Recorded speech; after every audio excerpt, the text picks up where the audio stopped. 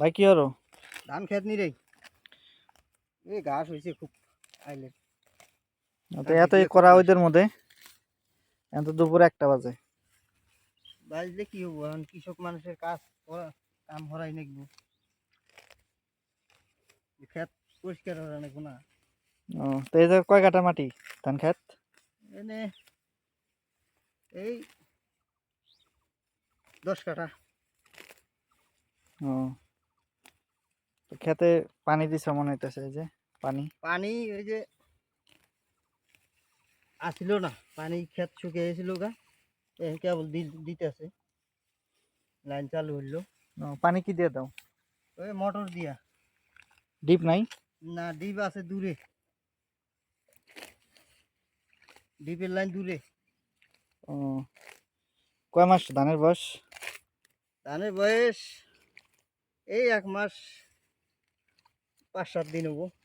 ও তাহলে এরপরে ধানে কি ফুল আইব না? ফুল কবে আসবে ধানের?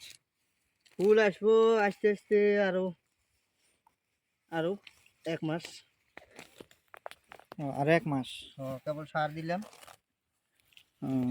এখন ওষুধ দেওয়া লাগবো। এই যে মাজরা পোয়া ধরছে ধানের মধ্যে, যে মাজরা পোয়া মাঝখানে ইয়াটা কুশিটা কাটে দিতেছে, এখন এটা ওই যে ওষুধ দেওয়া লাগবো আজকে। ওষুধ দিলে তাহলে এই যে ধানটা বাড়ালি বেড়ে, আর এই শীষ, ধানের শীষ যে মরে যায় না, ওটা আর মরবো না।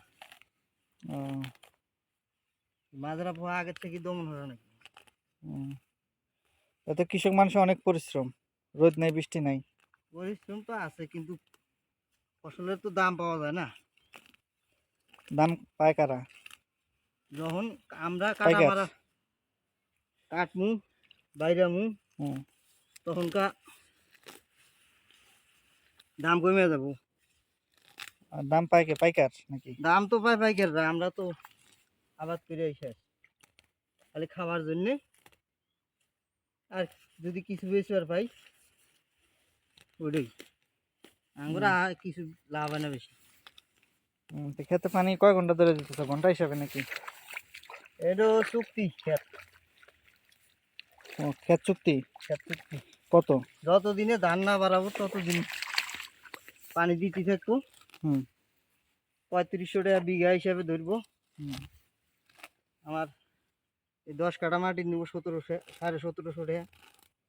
ও তার মানে যে পানি দিতেছে 1750 টাকা দেওয়া লাগবে? হ্যাঁ, কয়বার পানি দেওয়া নাকি নাগুক দিতে থাকতো। ও তো ঠিক আছে, খেত নিরাও তাহলে। আচ্ছা।